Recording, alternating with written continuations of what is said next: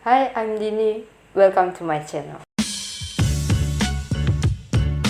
Hai smart people, saya kali ini akan membicarakan tentang Sang Jarasandha atau Jorosando. Yang aku tahu itu Jorosando itu di wayang orang tuh cuman di satu lakon doang dia keluar, di lakon atau di cerita Sesaji Rojosuyo. Yang membuat pertanyaan itu, kok mukanya antara kanan dan kiri itu di wayang orang tuh beda pak? Ada yang sebelah sini abu-abu, sebelah sini warnanya putih, atau pokoknya nggak sinkron gitu antara kanan dan kiri Jorosando itu. Selewah gitu. Selewah. Bahasa Jawanya selewah. Itu gimana, kenapa pak? Ya itu dari kreativitasnya sutradara atau pemainnya sendiri untuk menekankan bahwa Jorosando itu dibuat selewah itu karena terjadinya dulu dia adalah orang yang dilahirkan belahan, dilahirkan sebelah-sebelah dari dua ibu. Cuman setengah-setengah gitu, maksudnya Tengah, dia sebelah ibu kanan. sini setengah, ibu sini setengah, jadi satu disatukan gitu. Jadi untuk menekankan itu doang. Itu awalnya gimana pak dia? Nah itu mesti ada ada riwayatnya gitu. Ya riwayat Nah, Sang memang Jarasandha. lebih baik kalau tahu riwayatnya, jadi sesuai dengan pakem Jawa, ya pakem pedalangan apa itu, pakem Jawa itu juga saduran dari pakem Mahabharata yang asli. Pakem itu kan sebagai patokan atau Patokan sebuah cerita. patokan anulah cerita yang sudah ada, yang sudah dibuat dulu gitu. Dulunya itu di suatu riwayatnya ada negara yang makmur, negara yang sentosa, negara yang besar, namanya negara Magadha. Magadha itu, dan rajanya itu bernama Wrihatrata. Nah, itu rajanya itu kecuali tampan juga sakti mandraguna.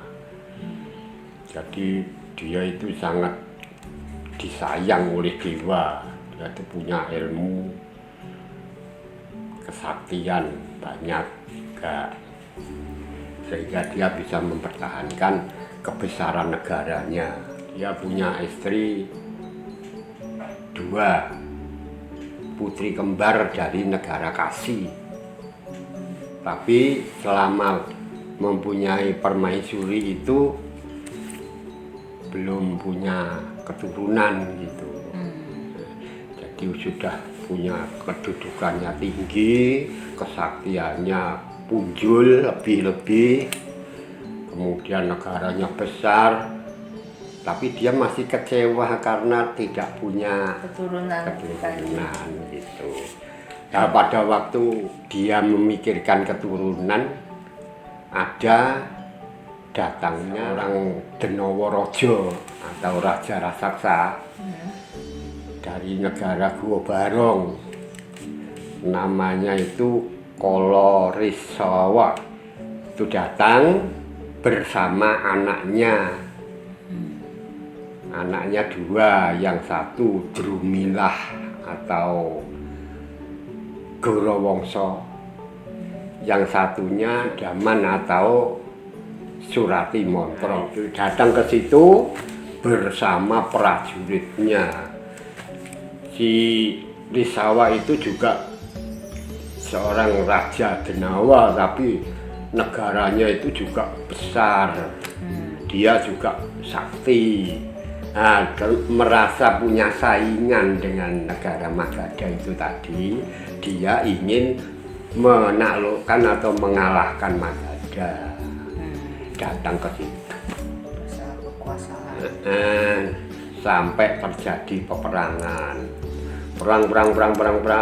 Prabu Risawa itu tanding sama Wrihatrata itu sampai dengan kalah dan mati. Kemudian anaknya yang dua itu si Gurawangsa atau Drumilah itu sama adiknya yang namanya Sratimantra atau Sudaman itu ketangkap dan dia minta diampuni. Tuh. Terus Wrihatrata juga mengampuni dia, tapi karena dia sudah mendatangi negara Magadha untuk menaklukkan, tapi dia tidak tercapai tujuannya. Sekarang negara Gua Barong menjadi hak kekuasaan negara Magadha. Terus dijadikan mitra raja. Dan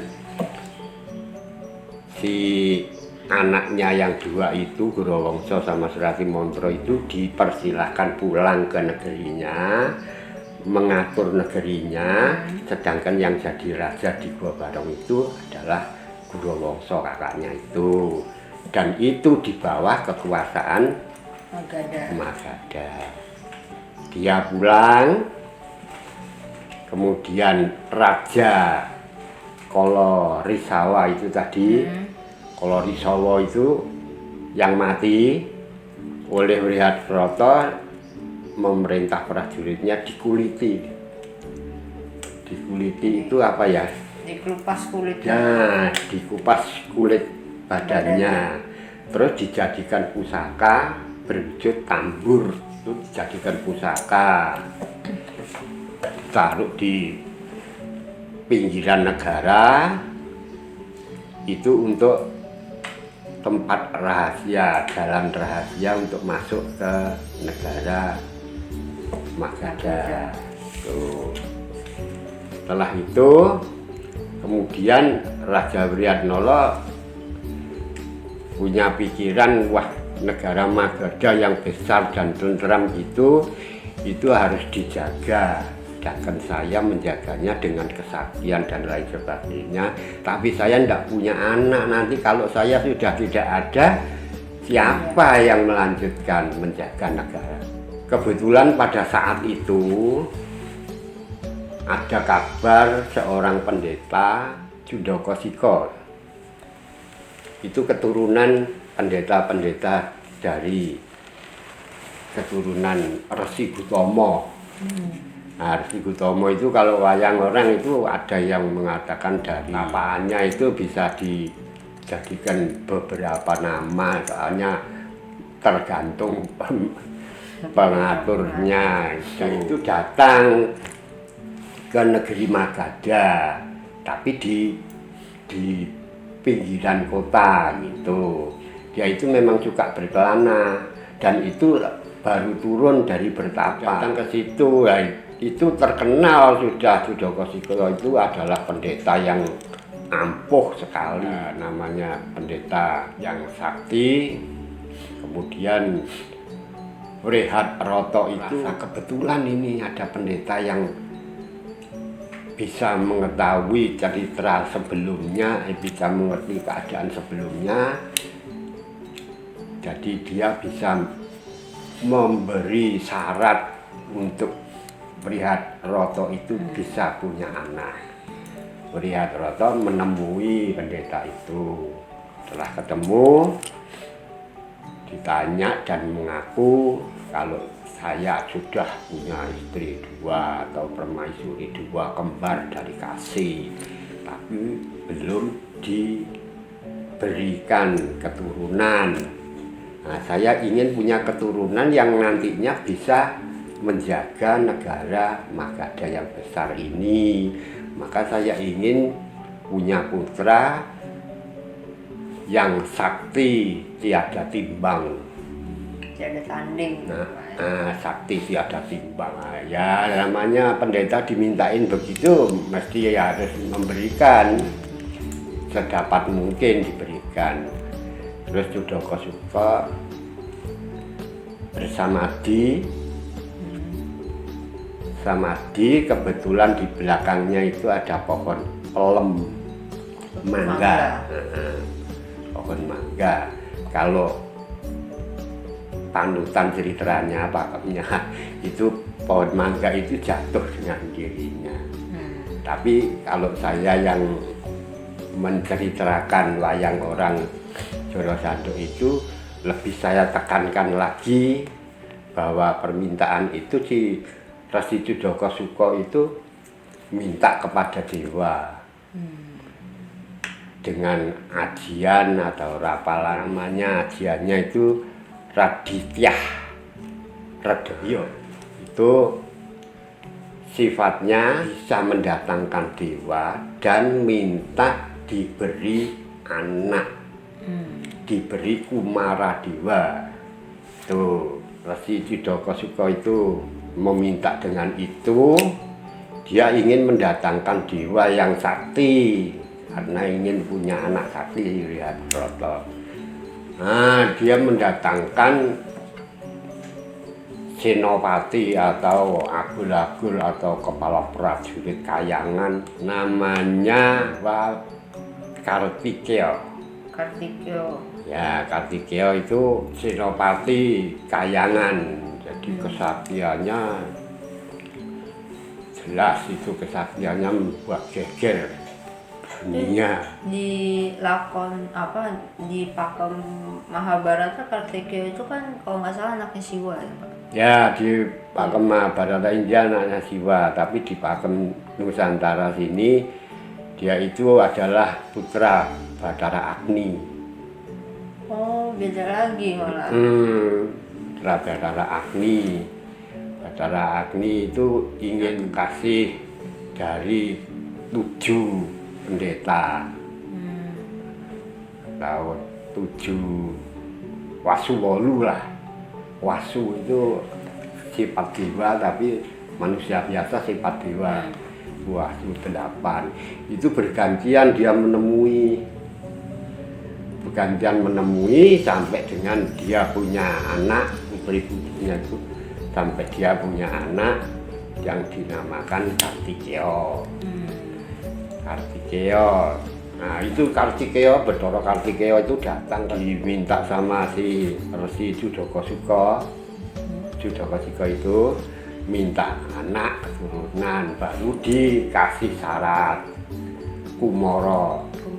Kumara Dewa itu dimasukkan ke dalam buah mangga itu.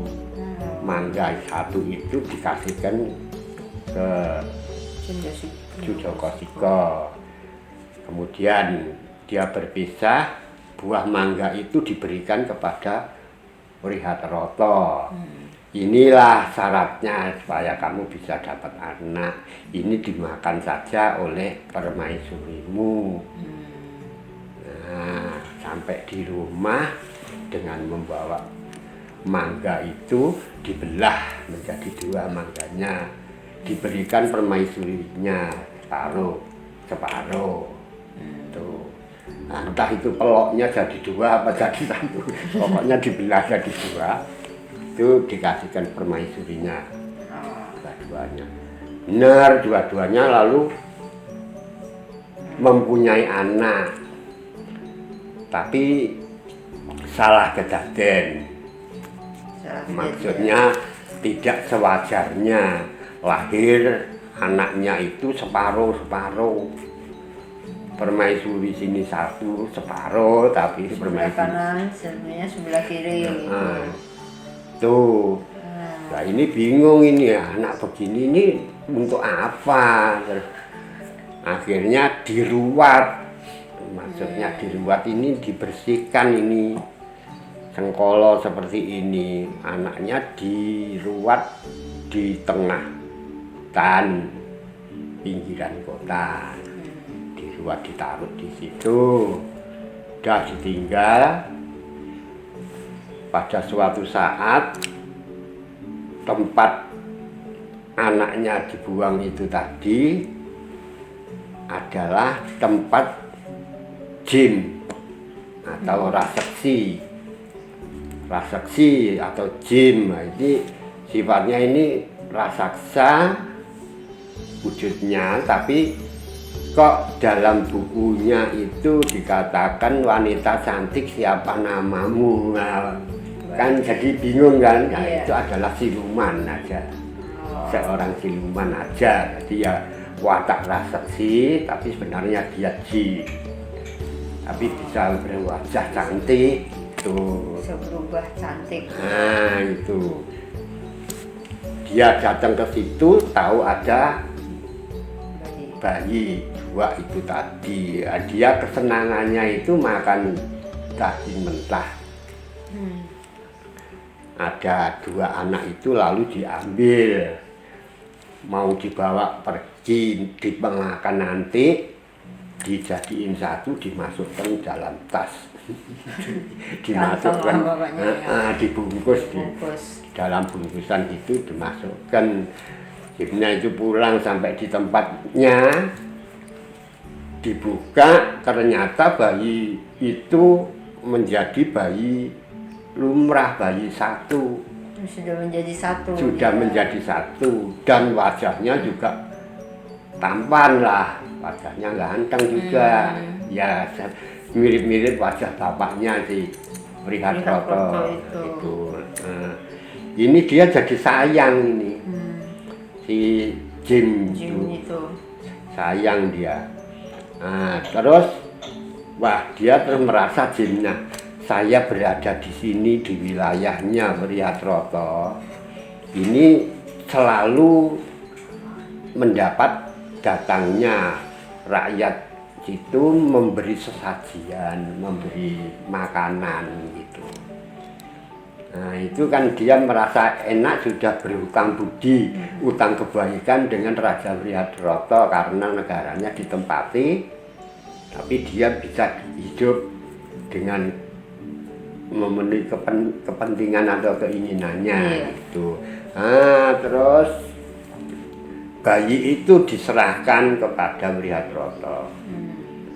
Wrihatroto diserahkan lagi, serahkan Wrihatroto untuk diambil menjadi anak lagi, tapi sudah tidak cacat, tidak separuh-separuh, sudah utuh. Sudah utuh. Nah, bayi yang menyenangkan lah gitu, dibawa sana, terus dikasih nama. Berhubung itu yang bisa menyatukan tubuhnya itu adalah Jim Joro namanya, maka itu bayinya itu dinamakan Joro Sando. Terus pada suatu ketika datang Ki Joko Suko. Ki Joko Suko datang lagi mengatakan bahwa anakmu ini tampan, nantinya lebih besar, akan lebih sakti, ada kesaktian terus itu sampai tidak ada lawan di Marsapatra atau di dunia ini. Jadi sakti sekali itu. Tapi di situ dikatakan wajahnya tampan itu. Iya. Di visualnya. Nah, makanya itu kan kreasinya dari sutradaranya atau kreasinya dari yang main sendiri untuk menunjukkan bahwa Joro Sando itu adalah aslinya itu belahan. Tapi cuman kalau di bukunya sih tetap berwajah Ya, normal ya Pak ya. kan bisa diwajahkan gitu. Nah, kalau di Magadha itu kan Magadha itu negaranya orang-orang baik semua dulu, dari termasuk Raja Wrihatroto itu juga masih baik dia ya Pak ya. Orang baik juga itu, raja sakti tapi berlaku kebaikan terus. Nah, kalau dia dibuat belah gitu atau agak merengek gitu, itu untuk itu nggak nyambung gitu loh, untuk keturunan itu nggak nyambung, tapi dia untuk menunjukkan bahwa ini tadinya begitu. Hanya memvisualkan cerita awalnya saja ya Pak ya. Gitu. Nah, kalau sudah itu jadi anaknya si Wrihatroto, dia memang sudah lahir sudah membawa kesaktian itu didapat dari si anak Dewa Kartikeya itu, jadi anak Senopati Kahyangan gitu. Nah, kan dia sakti sekali dan terus dia selama itu berlatih terus. Nah itu agak ngancik dewasa, datang lagi itu anaknya Kaloresowo, raja dari Gua Barong itu. Anaknya itu kan yang satu sudah jadi raja, datang ke situ membawa anak yang namanya Maruto. Datang di situ dia menceritakan bahwa kakaknya dari Gua Barong itu si Durowongso atau Drumilah itu sudah mati di Manduro karena dia ingin memperistri Dewi Maerah, istrinya Prabu Basudewa. Diceritakan bahwa ini adalah putra Dewi Maerah, Permaisuri Manduro, dan bapaknya adalah Durowongso. Wah ini keponakanku sendiri begitu, dibawa pulang terus diatur ke itu si Prihatroto sudah meninggal, sudah digantikan kedudukannya oleh si Jorosando. Dan Jorosando itu istananya pindah ke Giribojro, di situ diterima sama itu ini. Terus, nah ini gimana caranya berhubung ini negaraku ini di bawah perlindungan negaramu, ini kakakku mati dan ini anaknya, ini gimana ini anak ini ya kalau bisa dia itu membalas sakit, membalas kematian bapaknya, juga membalas tersiksanya hidup ibunya. Tuh ya sudah, terus dikawinkan dengan anaknya Jorosando, 2 putri namanya Asti sama Prakti. Maruto itu tadi. Terus dia disuruh belajar ilmu kesaktian lagi untuk mengalahkan Raja Mandura itu, untuk membalas kematian bapaknya apa itu. Dia belajar di situ, belajar pada si Jorosando. Setelah belajarnya selesai, dia pamit berangkat ke Mandura untuk membalas kematian dan membalas penyiksaan ibunya dan ingin menguasai Mandura. Datang ke Mandura, dia ditanya sopo ya. Sampai terjadi perang dengan Mandura, Mandura kalah, ditaklukkan oleh si Maruto sama Srawi Montro. Nah si Maruto itu menjadi raja di Mandura dengan sesebutan Kongso. Diperangi lagi sama si Kongso sehingga Kongso mati oleh Krishna itu, ya kan? Kongso matinya oleh Krishna.